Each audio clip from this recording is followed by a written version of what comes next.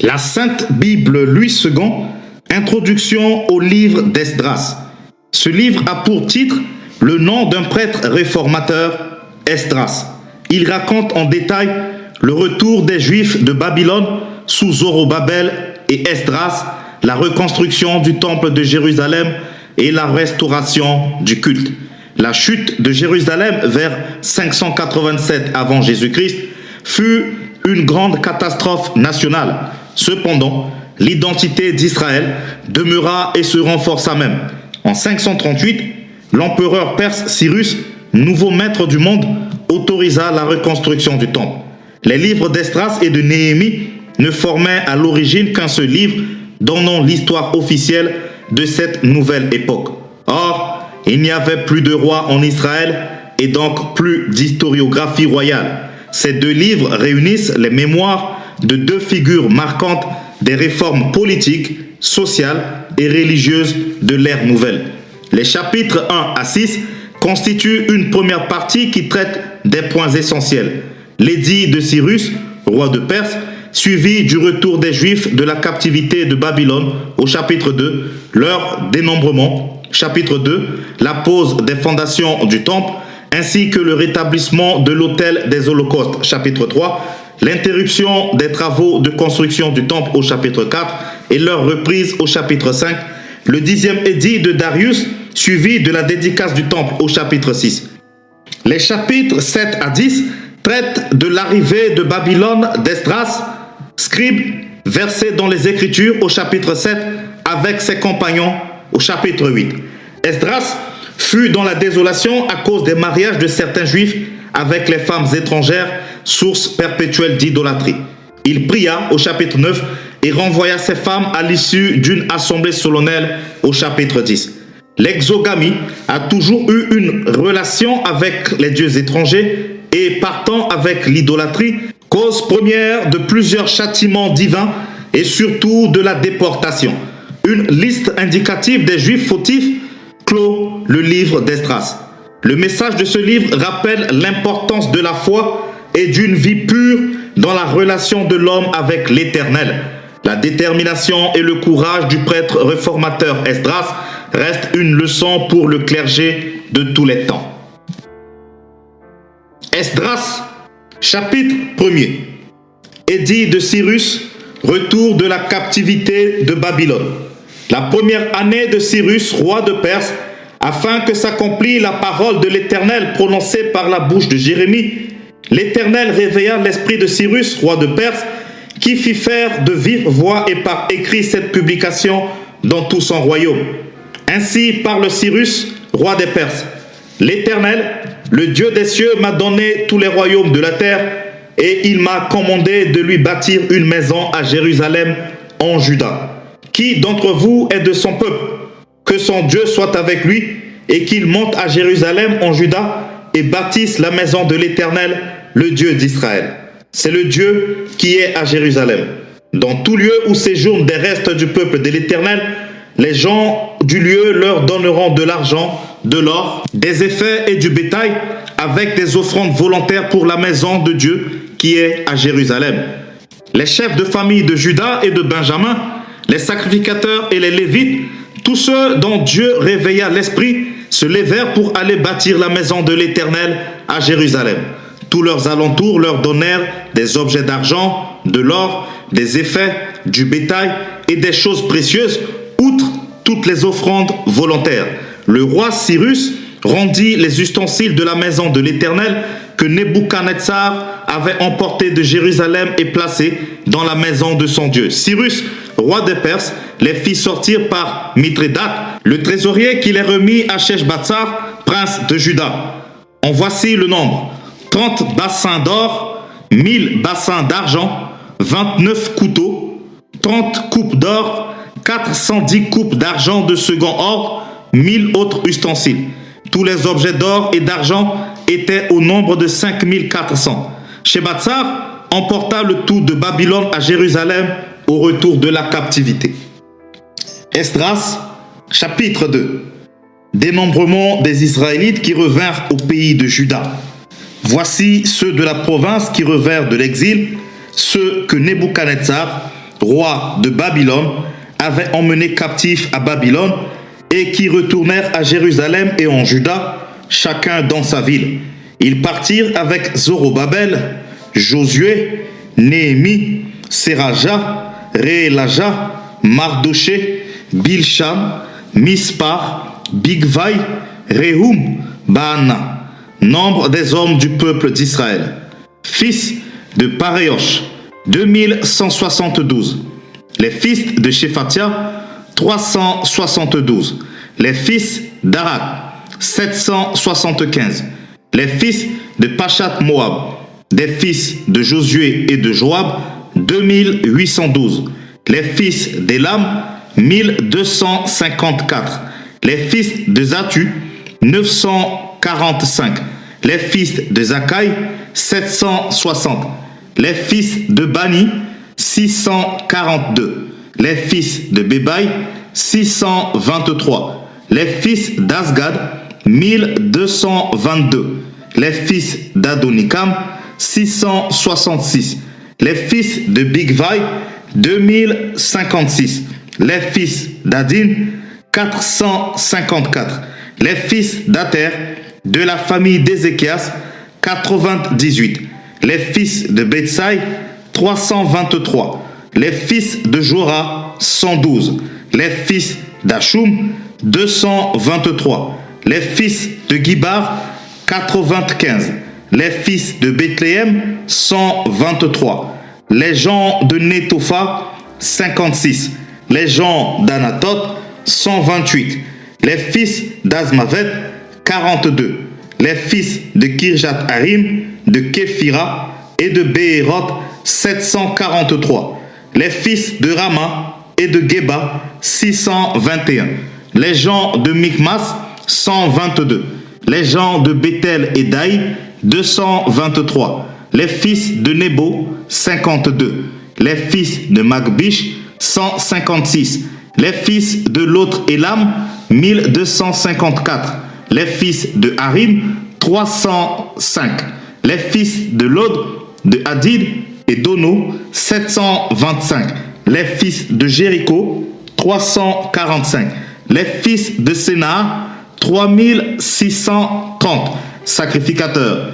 Les sacrificateurs de Jadaéja, de la maison de Josué, 973. Les fils d'Imer, 1052.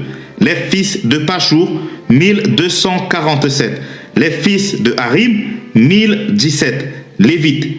Les fils de Josué et de Cadmiel, des fils d'Odavia, 74. Chantres. Les fils d'Azaph, 128. Fils de Portier, les fils de Shalom, les fils d'Ater, les fils de Talmon, les fils d'Akub, les fils d'Atita, les fils de Shobai, en tout 139.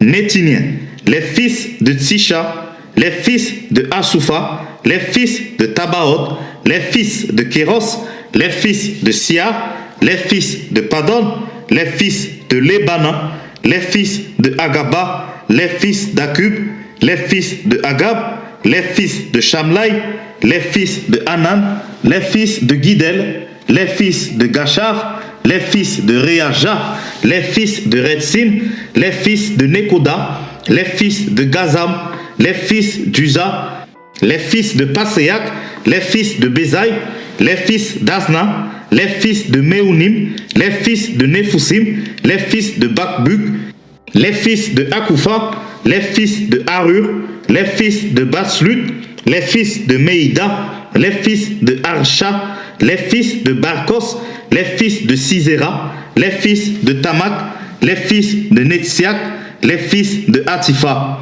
fils des serviteurs de Salomon, les fils de Sotaï, les fils de Sophéret, les fils de Péruda, les fils de Jaala, les fils de Darkan, les fils de Gidel, les fils de Shephatia, les fils de Hatil, les fils de Pokeret Hatsebaïm, les fils d'Ami. Total des Nétiniens et des fils des serviteurs de Salomon, 392. Voici ceux qui partirent de Tel Mélak, de Tel Archa, de Kérout Adam, et qui ne purent pas faire connaître leur maison paternelle et leur race pour prouver qu'ils étaient israélites. Les fils de Délaja, les fils de Tobija, les fils de Nekoda, 652. Et parmi les fils des sacrificateurs, les fils de Abaja, les fils d'Akot, les fils de Barzilai, qui avaient pris pour femme une des filles de Barzilai, le Galaadite, et fut appelé de leur nom. Ils cherchèrent leur titre généalogique, mais ils ne les trouvèrent point. On les exclut du sacerdoce, et le gouverneur leur dit de ne pas manger des choses très saintes jusqu'à ce qu'un sacrificateur ait consulté l'Urim et le Tumim. L'assemblée tout entière était de 82 360 personnes, sans compter leurs serviteurs et leurs servantes, au nombre de 7 337. Parmi eux se trouvaient 200 chantres et chanteuses. Ils avaient 736 chevaux, 245 mulets, 435 chameaux et 6720 ânes. Plusieurs des chefs de famille, à leur arrivée vers la maison de l'Éternel à Jérusalem, firent des offrandes volontaires pour la maison de Dieu, afin qu'on la rétablisse sur le lieu où elle avait été. Ils donnèrent au trésor de l'œuvre, selon leurs moyens, 61 000 darics d'or, 5 000 mines d'argent et 100 tuniques sacerdotales. Les sacrificateurs et les Lévites, les gens du peuple, les chantres, les portiers et les Nétiniens s'établirent dans leur ville. Tout Israël habita dans ces villes. Esdras, chapitre 3. L'autel des holocaustes rétabli. Le 7e mois arriva et les enfants d'Israël étaient dans leur ville. Alors le peuple s'assembla comme un seul homme à Jérusalem. Josué, fils de Jotsadak, avec ses frères les sacrificateurs, et Zorobabel, fils de Sheléatiel, avec ses frères, se levèrent et bâtirent l'autel du Dieu d'Israël pour y offrir des holocaustes selon ce qui est écrit dans la loi de Moïse, homme de Dieu. Ils rétablirent l'autel sur ses fondements, quoiqu'ils eussent à craindre les peuples du pays, et ils y offrirent des holocaustes à l'Éternel, les holocaustes du matin et du soir. Ils célébrèrent la fête des tabernacles comme il est écrit, et ils offrirent jour par jour des holocaustes selon le nombre ordonné pour chaque jour. Après cela, ils offrirent l'holocauste perpétuel, les holocaustes des nouvelles lunes et toutes les solennités consacrées à l'Éternel, et ceux de quiconque faisait des offrandes volontaires à l'Éternel. Dès le premier jour du 7e mois, ils commencèrent à offrir à l'Éternel des holocaustes. Cependant, les fondements du temple de l'Éternel n'étaient pas encore posés. On donna de l'argent aux tailleurs de pierre et aux charpentiers, et des vivres, des boissons et de l'huile aux Sidoniens et aux Tyriens, pour qu'ils amenassent par mer jusqu'à Japhos des bois de cèdre du Liban, suivant l'autorisation qu'on avait eue de Cyrus, roi de Perse. Les fondements du temple posés. La seconde année, depuis leur arrivée à la maison de Dieu à Jérusalem, au second mois, Zorobabel, fils de Sheléatiel, Josué, fils de Jotsadak, avec le reste de leurs frères les sacrificateurs et les Lévites, et tous ceux qui étaient revenus de la captivité à Jérusalem, se mirent à l'œuvre et chargèrent les Lévites de 20 ans et au-dessus de surveiller les travaux de la maison de l'Éternel. Et Josué, avec ses fils et ses frères, Kadmiel, avec ses fils de Juda, les fils de Henadad, avec leurs fils et leurs frères, les Lévites, se préparèrent tous ensemble à surveiller ceux qui travaillaient à la maison de Dieu. Lorsque les ouvriers posèrent les fondements du temple de l'Éternel, on fit assister les sacrificateurs en costume avec les trompettes et les Lévites, fils d'Azaph, avec les cymbales, afin qu'ils célébrassent l'Éternel d'après les ordonnances de David, roi d'Israël. Ils chantaient, célébrant et louant l'Éternel par ses paroles, car il est bon, car sa miséricorde pour Israël dure à toujours. Et tout le peuple poussait de grands cris de joie en célébrant l'Éternel, parce qu'on posait les fondements de la maison de l'Éternel.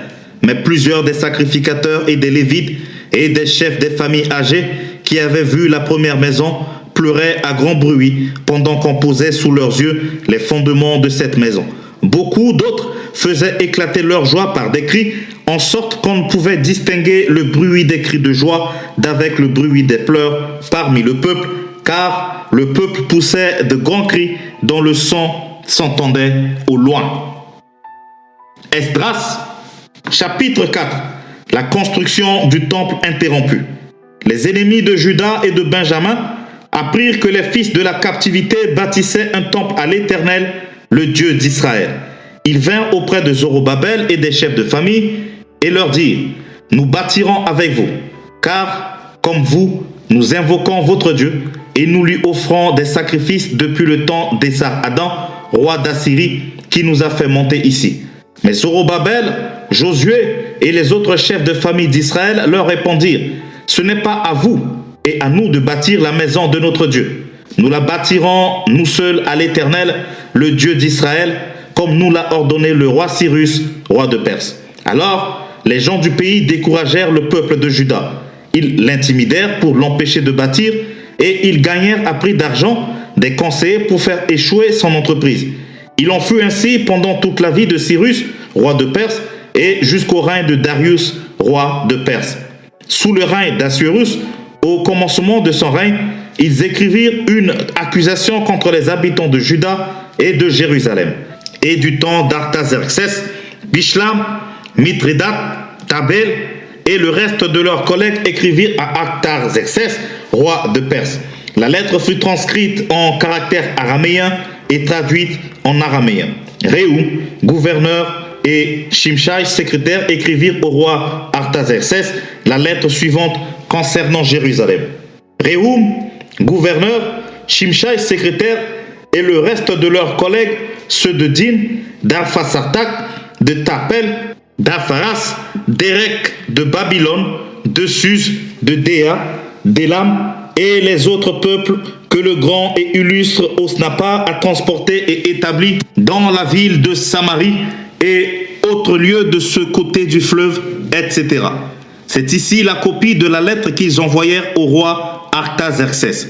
Tes serviteurs, les gens de ce côté du fleuve, etc.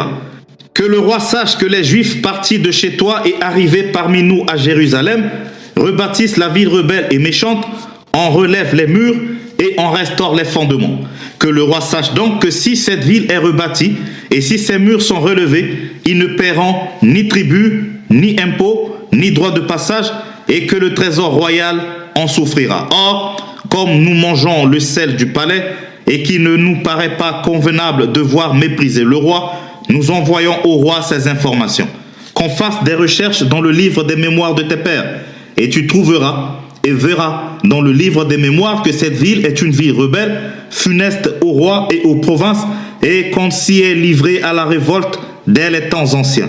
C'est pourquoi cette ville a été détruite. Nous faisons savoir au roi que si cette ville est rebâtie et si ses murs sont relevés, par cela même, tu n'auras plus de possession de ce côté du fleuve.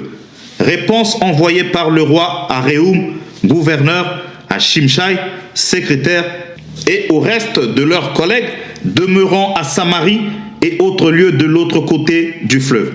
Salut, etc. La lettre que vous nous avez envoyée a été lue exactement devant moi. J'ai donné ordre de faire des recherches, et il en a trouvé que dès les temps anciens, cette ville s'est soulevée contre les rois, et qu'on s'y est livré à la sédition et à la révolte. Il y eut à Jérusalem des rois puissants, maîtres de tout le pays de l'autre côté du fleuve, et auxquels on payait tribut, impôts et droits de passage. En conséquence, ordonnez de faire cesser les travaux de ces gens, afin que cette ville ne se rebâtisse point avant une autorisation de ma part. Gardez-vous de mettre en cela de la négligence, de peur que le mal n'augmente au préjudice des rois. Aussitôt que la copie de la lettre du roi Artaxerxès eut été lue devant Réhoum, Shimshai, le secrétaire et leurs collègues, ils allèrent en hâte à Jérusalem vers les Juifs et firent cesser leurs travaux par violence et par force. Alors s'arrêta l'ouvrage de la maison de Dieu à Jérusalem et il fut interrompu jusqu'à la seconde année du règne de Darius, roi de Perse. Esdras, chapitre 5. La construction du temple reprise. Agé le prophète et Zacharie, fils d'Ido, le prophète, prophétisèrent aux Juifs qui étaient en Juda et à Jérusalem au nom du Dieu d'Israël. Alors Zorobabel, fils de Shealtiel, et Josué, fils de Jotsadak, se levèrent et commencèrent à bâtir la maison de Dieu à Jérusalem. Et avec eux étaient les prophètes de Dieu qui les assistaient. Dans ce même temps, Tatnaï, gouverneur de ce côté du fleuve, Shethar-Boznai et leurs collègues vinrent auprès d'eux et leur parlèrent ainsi. Qui vous a donné l'autorisation de bâtir cette maison et de relever ses murs? Ils leur dirent encore, quels sont les noms des hommes qui construisent cet édifice? Mais l'œil de Dieu veillait sur les anciens des Juifs, et on laissa continuer les travaux pendant l'envoi d'un rapport à Darius et jusqu'à la réception d'une lettre sur cet objet. Copie de la lettre envoyée au roi Darius par Tatnaï, gouverneur de ce côté du fleuve. Shethar-Boznai et leurs collègues d'As-Pharsac demeurant de ce côté du fleuve. Ils lui adressèrent un rapport ainsi conçu. Ô roi Darius, salut, que le roi sache que nous sommes allés dans la province de Juda à la maison du grand Dieu. Elle se construit en pierre de taille et le bois se pose dans les murs. Le travail marche rapidement et réussit entre leurs mains. Nous avons interrogé les anciens et nous leur avons ainsi parlé. Qui vous a donné l'autorisation de bâtir cette maison et de relever ses murs? Nous leur avons aussi demandé leurs noms pour te les faire connaître et nous avons mis par écrit les noms des hommes qui sont à leur tête. Voici la réponse qu'ils nous ont faite. Nous sommes les serviteurs du Dieu du ciel et de la terre et nous rebâtissons la maison qui avait été construite il y a bien des années. Un grand roi d'Israël l'avait bâtie et achevée. Mais après que nos pères eurent irrité le Dieu des cieux, il les livra entre les mains de Nebuchadnezzar, roi de Babylone, le Chaldéen, qui détruisit cette maison et emmena le peuple captif à Babylone. Toutefois, la première année de Cyrus, roi de Babylone, le roi Cyrus donna l'ordre de rebâtir cette maison de Dieu. Et même le roi Cyrus ôta du temple de Babylone les ustensiles d'or et d'argent de la maison de Dieu que Nebuchadnezzar avait enlevés du temple de Jérusalem et transportés dans le temple de Babylone. Il les fit remettre au nommé Shebatsar, qui établit gouverneur, et il leur dit: prends ces ustensiles, va les déposer dans le temple de Jérusalem et que la maison de Dieu soit rebâtie sur le lieu où elle était. Ce Shethar est donc venu et il a posé les fondements de la maison de Dieu à Jérusalem. Depuis lors, jusqu'à présent, elle se construit et elle n'est pas achevée. Maintenant, si le roi trouve bon que l'on fasse des recherches dans la maison des trésors du roi de Babylone pour voir s'il y a eu de la part du roi Cyrus un ordre donné pour la construction de cette maison de Dieu à Jérusalem. Puis que le roi nous transmette sa volonté sur cet objet. Esdras, chapitre 6, édit de Darius. Alors le roi Darius donna ordre de faire des recherches dans la maison des archives où l'on déposait les trésors à Babylone. Et l'on trouva à Ashmeta, capitale de la province de Médie, un rouleau sur lequel était écrit le mémoire suivant. La première année du roi Cyrus, le roi Cyrus a donné cet ordre au sujet de la maison de Dieu à Jérusalem. Que la maison soit rebâtie pour être un lieu où l'on offre des sacrifices et qu'elle ait des solides fondements. Elle aura 60 coudées de hauteur, 60 coudées de largeur, 3 rangées de pierres de taille et une rangée de bois neuf. Les frais seront payés par la maison du roi. De plus, les ustensiles d'or et d'argent de la maison de Dieu que Nebuchadnezzar avait enlevés du temple de Jérusalem et transportés à Babylone seront rendus, transportés au temple de Jérusalem à la place où ils étaient et déposés dans la maison de Dieu. Maintenant, Tatnaï, gouverneur de l'autre côté du fleuve, Shethar-Boznai et vos collègues d'Apharsac qui demeuraient de l'autre côté du fleuve, tenez-vous loin de ce lieu. Laissez continuer les travaux de cette maison de Dieu. Que le gouverneur des Juifs et les anciens des Juifs la rebâtissent sur l'emplacement qu'elle occupait. Voici l'ordre que je donne touchant ce que vous aurez à faire à l'égard de ces anciens des Juifs pour la construction de cette maison de Dieu. Les frais pris sur les biens du roi provenant des tribus de l'autre côté du fleuve seront exactement payés à ces hommes afin qu'il n'y ait pas d'interruption. Les choses nécessaires pour les holocaustes du Dieu des cieux, jeunes taureaux, béliers et agneaux, froment, sel, vin et huile seront livrés sur leur demande aux sacrificateurs de Jérusalem jour par jour et sans manquer, afin qu'ils offrent des sacrifices de bonne odeur au Dieu des cieux et qu'ils prient pour la vie du roi et de ses fils. Et voici l'ordre que je donne touchant quiconque transgressera cette parole. On arrachera de sa maison une pièce de bois, on la dressera qu'il y soit attaché, et l'on fera de sa maison un tas d'immondices. Que le Dieu qui fait résider en ce lieu son nom renverse tout roi et tout peuple qui étendrait la main pour transgresser ma parole, pour détruire cette maison de Dieu à Jérusalem. Moi, Darius, j'ai donné cet ordre, qu'il soit ponctuellement exécuté. Tatnaï, gouverneur de ce côté du fleuve, Shethar-Boznaï et leurs collègues se conformèrent ponctuellement à cet ordre que leur envoya le roi Darius. Et les anciens des Juifs bâtirent avec succès, selon les prophéties d'Agé, le prophète, et de Zacharie, fils d'Iddo. Ils bâtirent et achevèrent d'après l'ordre du Dieu d'Israël et d'après l'ordre de Cyrus, de Darius et d'Artaxerxès, roi de Perse. La maison fut achevée le 3e jour du mois d'Adar, dans la 6e année du règne du roi Darius. Dédicace du temple. Les enfants d'Israël, les sacrificateurs et les Lévites et le reste des fils de la captivité firent avec joie la dédicace de cette maison de Dieu. Ils offrirent pour la dédicace de cette maison de Dieu 100 taureaux, 200 béliers, 400 taureaux et comme victime expiatoire pour tout Israël, 12 boucs d'après le nombre des tribus d'Israël. Ils établirent les sacrificateurs selon leur classe et les Lévites selon leur division pour le service de Dieu à Jérusalem, comme il est écrit dans le livre de Moïse. Les fils de la captivité célébrèrent la Pâque le 14e jour du 1er mois. Les sacrificateurs et les Lévites s'étaient purifiés de cancer, tous étaient purs. Ils immolèrent la Pâque pour tous les fils de la captivité, pour leurs frères les sacrificateurs et pour eux-mêmes. Les enfants d'Israël revenus de la captivité mangèrent la Pâque avec tous ceux qui s'étaient éloignés de l'impureté des nations du pays et qui se joignirent à eux pour chercher l'Éternel, le Dieu d'Israël. Ils célébrèrent avec joie pendant 7 jours la fête des pains sans levain, car l'Éternel les avait réjouis en disposant le roi d'Assyrie à les soutenir dans l'œuvre de la maison de Dieu, du Dieu d'Israël. Esdras, chapitre 7. Arrivée d'Esdras à Jérusalem. Après ces choses, sous le règne d'Artaxerxès, roi de Perse, vint Esdras, fils de Seraja, fils d'Azaria, fils de Hilkija, fils de Shaloum, fils de Tsadok, fils d'Achitub, fils d'Amaria, fils d'Azaria, fils de Merajot, fils de Zeracha, fils d'Uzi, fils de Buki, fils d'Abishua, fils de Phiné, fils d'Éléazar, fils d'Aaron, le souverain sacrificateur. Cet Esdras vint de Babylone. C'était un scribe versé dans la loi de Moïse, donné par l'Éternel, le Dieu d'Israël. Et comme la main de l'Éternel son Dieu était sur lui, le roi lui accorda tout ce qu'il avait demandé.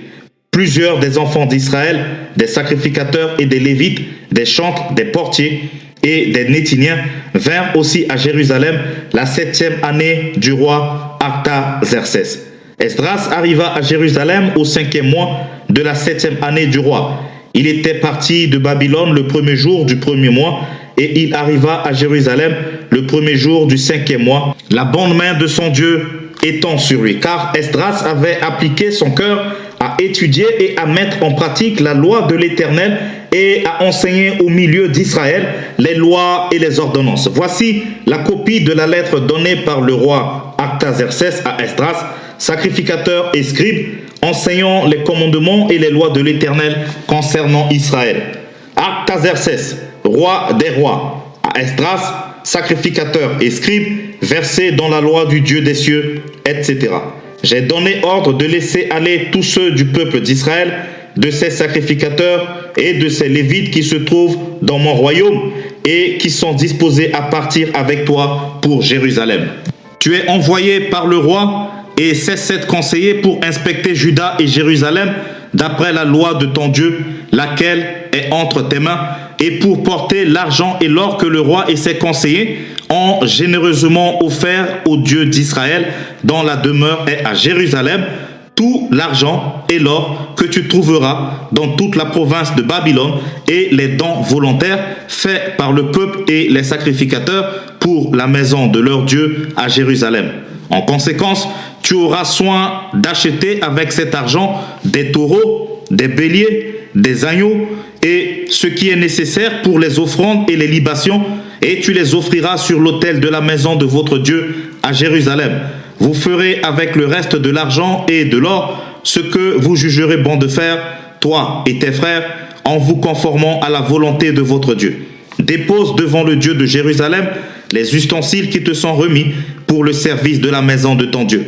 Tu tireras de la maison des trésors du roi ce qu'il faudra pour les autres dépenses que tu auras à faire concernant la maison de ton Dieu. Moi, le roi Artaxerxès, je donne l'ordre à tous les trésoriers de l'autre côté du fleuve de livrer exactement à Esdras, sacrificateur et scribe, versé dans la loi du Dieu des cieux, tout ce qu'il vous demandera, jusqu'à 100 talents d'or, 100 corps de froment, 100 baffes de vin, 100 baffes d'huile et du sel à discrétion.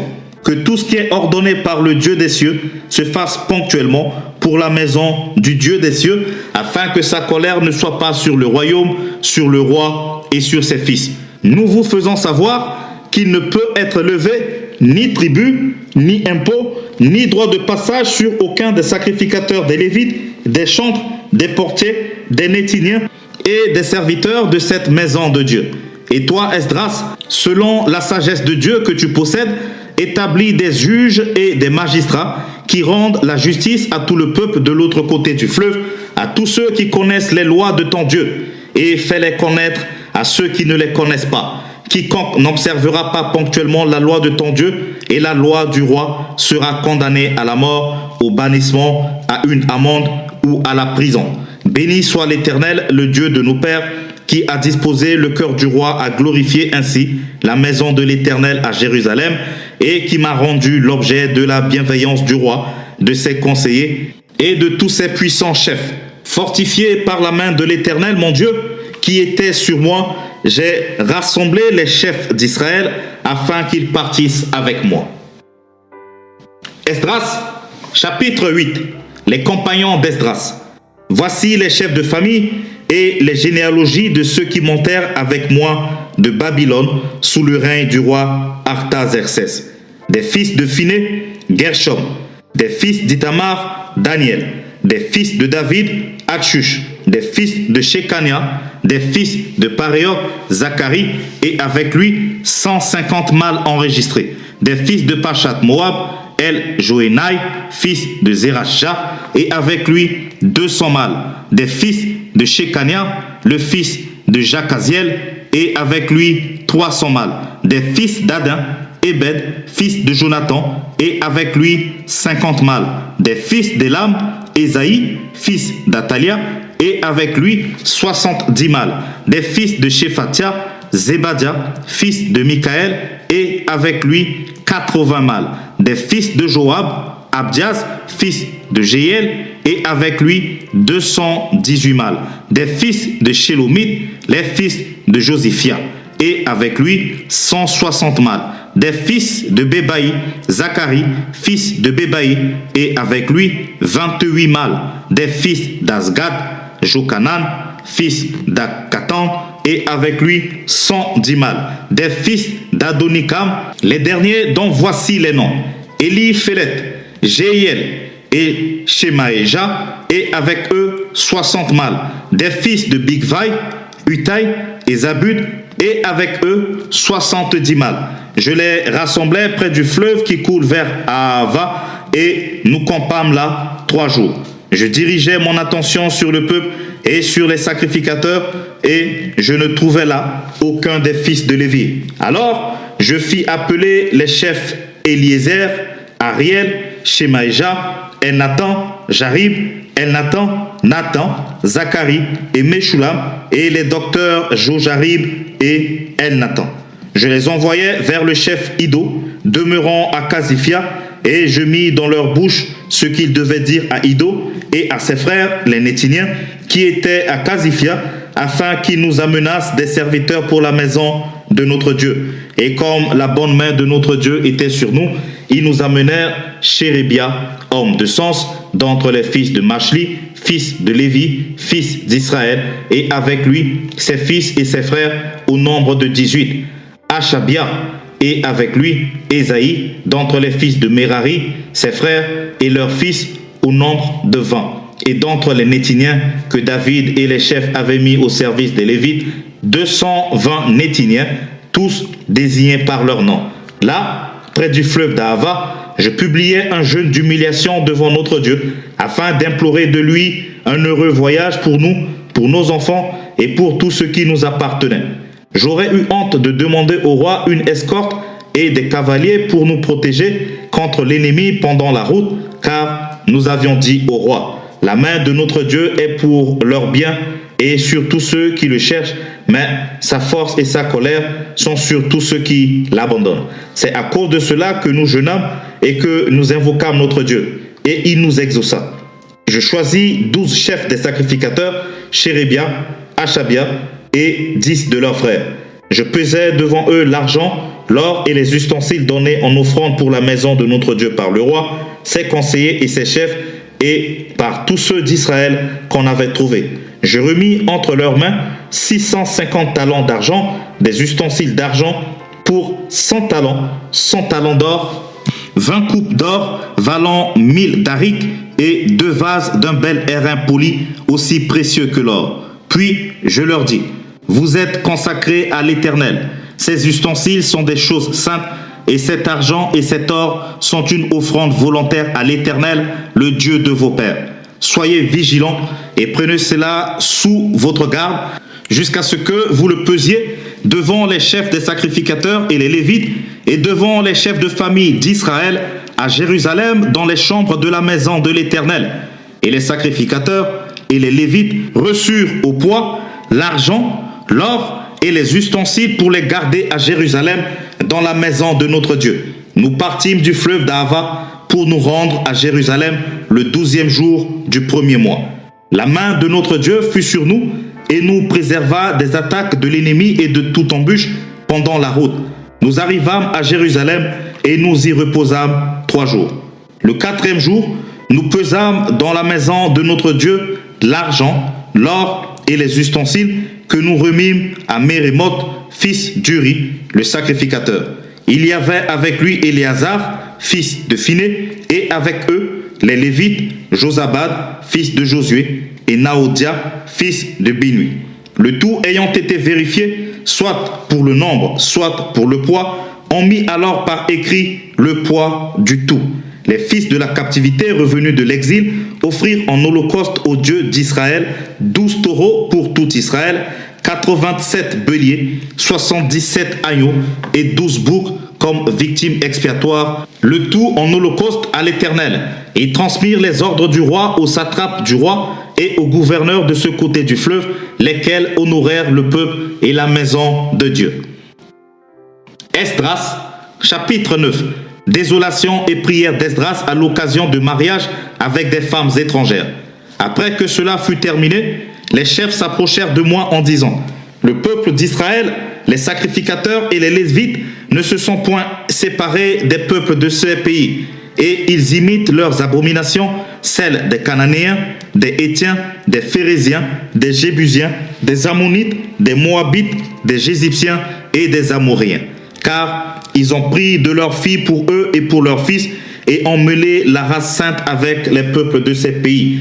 Et les chefs et les magistrats ont été les premiers à commettre ce péché. Lorsque j'entendis cela, je déchirai mes vêtements et mon manteau. Je m'arrachai les cheveux de la tête et les poils de la barbe, et je m'assis désolé. Auprès de moi s'assemblèrent tous ceux qui faisaient trembler les paroles du Dieu d'Israël à cause du péché des fils de la captivité. Et moi, je restais assis et désolé jusqu'à l'offrande du soir. Puis, au moment de l'offrande du soir, je me levai du sein de mon humiliation avec mes vêtements et mon manteau déchirés. Je tombai à genoux, j'étendis les mains vers l'Éternel mon Dieu. Et je dis, mon Dieu, je suis dans la confusion et j'ai honte, ô mon Dieu, de lever ma face vers toi. Car nos iniquités se sont multipliées par-dessus nos têtes et nos fautes ont atteint jusqu'aux cieux.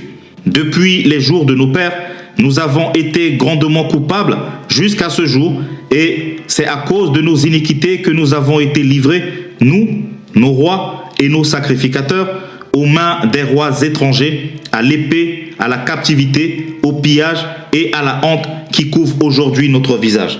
Et cependant, l'Éternel notre Dieu vient de nous faire grâce en nous laissant quelques réchappés et en nous accordant un abri dans son saint lieu afin d'éclaircir nos yeux et de nous donner un peu de vie au milieu de notre servitude. Car nous sommes esclaves, mais Dieu ne nous a pas abandonnés dans notre servitude. Il nous a rendus les objets de la bienveillance des rois de Perse pour nous conserver la vie, afin que nous puissions bâtir la maison de notre Dieu et en relever les ruines, et pour nous donner une retraite en Juda et à Jérusalem. Maintenant, que dirions-nous après cela, ô notre Dieu?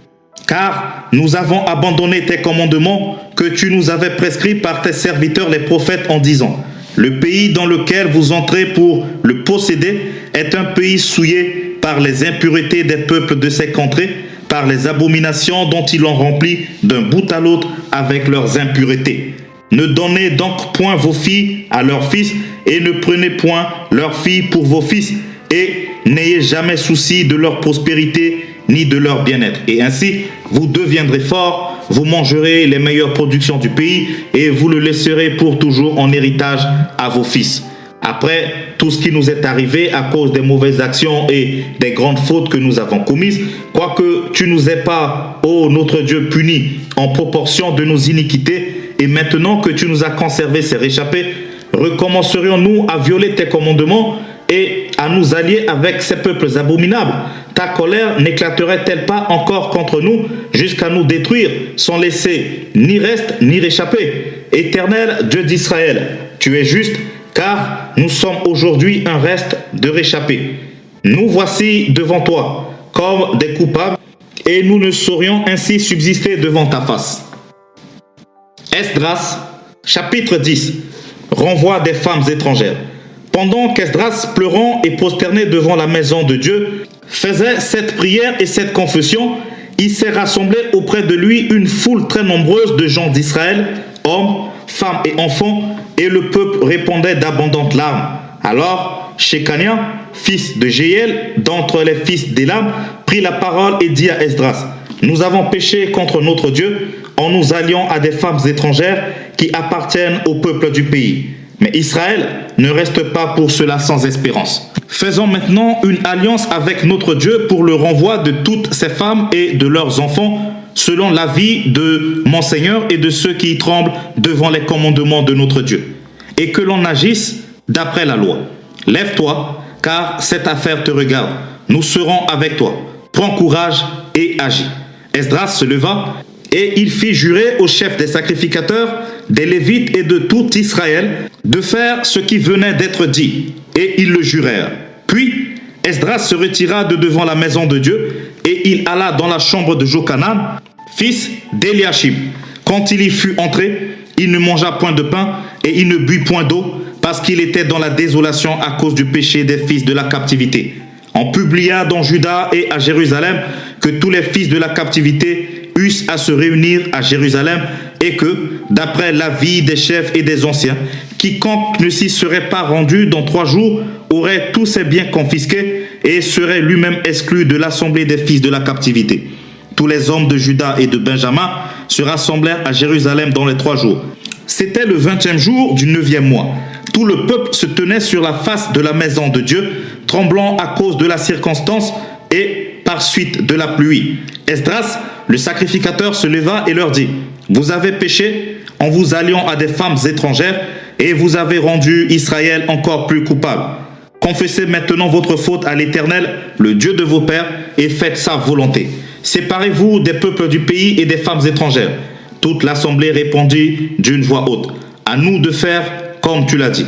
Mais le peuple est nombreux, le temps est à la pluie, et il n'est pas possible de rester dehors. D'ailleurs, ce n'est pas l'œuvre d'un jour ou deux, car il y en a beaucoup parmi nous qui ont péché dans cette affaire.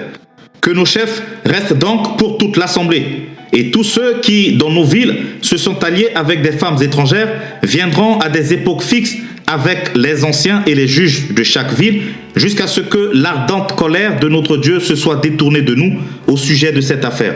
Jonathan, fils d'Azaël, et Jachzia, fils de Tikva, appuyés par Meshulam et par le lévite Shabtai, furent les seuls à combattre cet avis, auquel se conformèrent les fils de la captivité. On choisit Esdras, le sacrificateur, et des chefs de famille, selon leur maison paternelle, tous désignés par leur nom.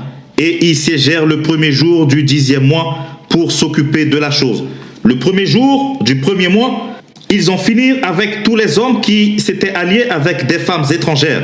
Parmi les fils des sacrificateurs, il s'en trouva qui s'étaient alliés avec des femmes étrangères, des fils de Josué, fils de Jotsadak et de ses frères, Maaséja, Eliezer, Jarib et Guédalia, qui s'engagèrent en donnant la main à renvoyer leurs femmes et à offrir un bélier en sacrifice de culpabilité. Des fils d'Imer, Anani et Zébadia, des fils de Harim, Maaséja, Éli, Shemaéja, Jéiel et Ozias, des fils de Pashur, El-Joénaï, Maaséja, Ismaël, Nethanéel, Josabad et Éléaza. Parmi les Lévites, Josabad, Shimei, Kélaja ou Kélita, Pétashja, Juda et Eliezer. Parmi les chantres, Eliashib. Parmi les portiers, Shalom, Télem et Uri. Parmi ceux d'Israël, des fils de Paréosh, Ramia, Jizizia, Malkija, Mijamin, Éléazar, Malkija et Benaja. Des fils d'Élam, Matania, Zacharie, Jéiel, Abdi, Jérémoth et Éli. Des fils de Zatu, El-Jéonaï, Eliashib, Matania, Jérémoth, Zabad et Aziza. Des fils de Bebaï, Jokanan, Anania, Zabai et Atlaï. Des fils de Bani, Meshulam, Malouk, Adaja, Jashub, Sheal et Ramoth. Des fils de Pachat Moab, Adna, Kelal, Banaja, Maaséja, Matania, Betsaléel, Binui et Manassé. Des fils de Harim, Eliezer, Jeshija, Malkija, Shemaéja, Siméon, Benjamin, Malouk et Shemaria.